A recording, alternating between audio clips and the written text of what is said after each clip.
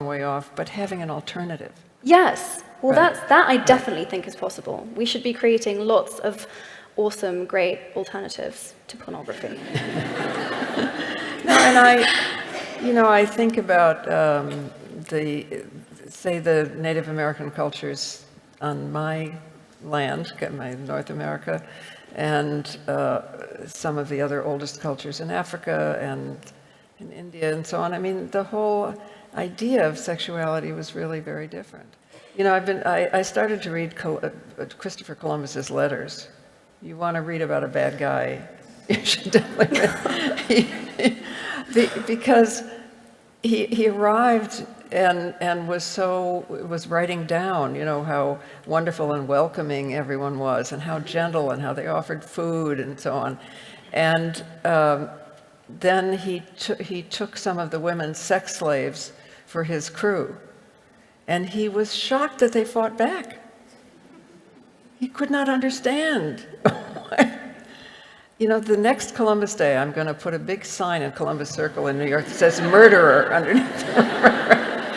But where there were cultures where women controlled their own reproduction and with herbs and abortifacients and timing and so on, and in the old cultures there mainly seemed not to have been even gendered pronouns, not even he and she. People were people. What a concept. And it was about a circle as a paradigm, not a hierarchy.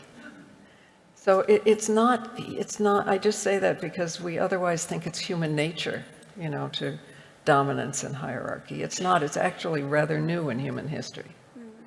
At least there were alternatives before. We don't know exactly, but at least there were huge cultures that functioned on the idea that we are all linked, we are not ranked. Yeah. Yes. I wanted to go back to your book for a minute, because one of my favorite things about the book was opening the first page and seeing the dedication that you made. And when you're sharing such kind of intimate and personal experiences from your own life, does it ever take you a minute to think, wow, do I really want to share this? Do I really want to make this public? Do you ever, how does that mental process? In real life, it took me from when I was a new college graduate here, working in an espresso in Mayfair as a waitress, realizing I was pregnant because I'd broken an engagement at home, and I was on my way to a fellowship in India. That was 1957. It took me from then till 1972, when we published a petition from women who'd had abortions in Ms. Magazine, saying, we have had abortions, we demand, the decriminalization of it. So that's a long time. I mean, I didn't talk about it for a long time either. But I hope it's much easier now and I think it's important that we tell the truth. That's how we find out what's happening in the world to all of us. 1 in 3 women in this country and 1 in 3 women in my country has needed an abortion at some time in her life. So, why are we being silent about it? And in an odd way, my coming back now is kind of saying thank you to this country, which was slightly less crazy than my country. And so I was able to find a doctor here who was a wonderful man who took a huge risk of his own profession and who said, you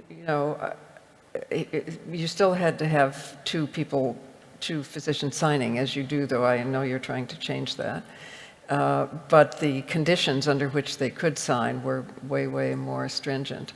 So he said he would take this huge risk if I promised him 2 things. 1, I would never tell anyone his name, and 2, I would do what I wanted to do with my life. So I dedicated this book to him. Yeah, I was really moved by the dedication.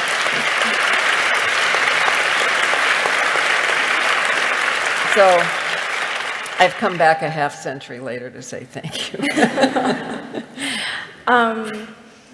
just still on that topic, in terms of, immunity to pain, loss, disease, the toughness sometimes of this world in general, what have you found to be, if it's not too personal, your best defense, coping mechanism?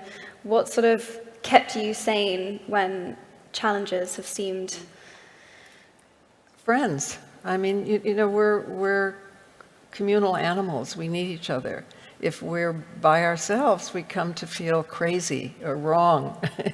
And what is the source of all change, or the mechanism of all beginning of change, is small groups of people supporting each other. I mean, in the Chinese Revolution, it was called speaking bitterness groups. In the civil rights movement in my country, it was in the southern churches, speaking truth about racism. In the women's movement, it was people and women.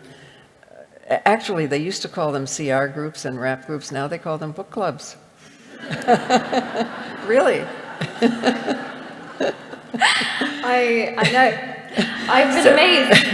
No, really. So it's that, it is the ability to say what's troubling you, tell your bad experience, find out you're not alone, other people suffer. I mean, that's it. We haven't been sitting around a campfire for millennia upon millennia for nothing. We need to be together, tell stories, see what's common. If they're common problems, they're probably political. Otherwise, it wouldn't be happening to the unique people, right? And if we get together, we can change them. You talk about the importance of bearing witness to somebody else's pain or loss or suffering, and I was really moved by that as well. I remember when I was younger feeling very panicked when someone was emotional, suffering, having a really hard time, because I thought that my role was to find a way to fix it as quickly as possible, or to try to get them to stop crying as quickly as possible. What can I do to help? And this would give me this sort of panicky feeling, because often I didn't have answers. And then one day when I came to the realization that oftentimes the kindest and most meaningful and important thing that I could do would just be to witness someone else in that moment, not even necessarily touching them, hugging them, giving them tissues, getting them water, doing all of these things I used to flap around doing, and actually just to sit and be comfortable with listening to someone else in these difficult moments. And it really set me free in that way, and I hope helped me be a better friend by just being not uncomfortable around being with someone else in a really tough space or place. And I thought you described that really well and really resonated. It sounds to me like you do it really well. Thank you. I hope so. It means a lot to me when people sit and listen to me when I'm on one of my having one of those days, one of those I can't do it days. Rebecca Traister wrote an article recently for New York Magazine, and she argues that single women or unmarried women are now arguably the most powerful voting group this year in this presidential election. I'm interested. There have been times in my life when I have felt I just don't know enough. I don't know enough about these potential candidates, and and will it make that much difference? And I don't know enough to feel like I can make a decision. And with the media being the way that it is, I'm really interested, what do you think is the most empowering way that a young person can find out information and make a decision about a candidate that they would want to support? And if they feel that there isn't someone that they really want to support, how would you offer advice around that? When I have Trump in my country saying,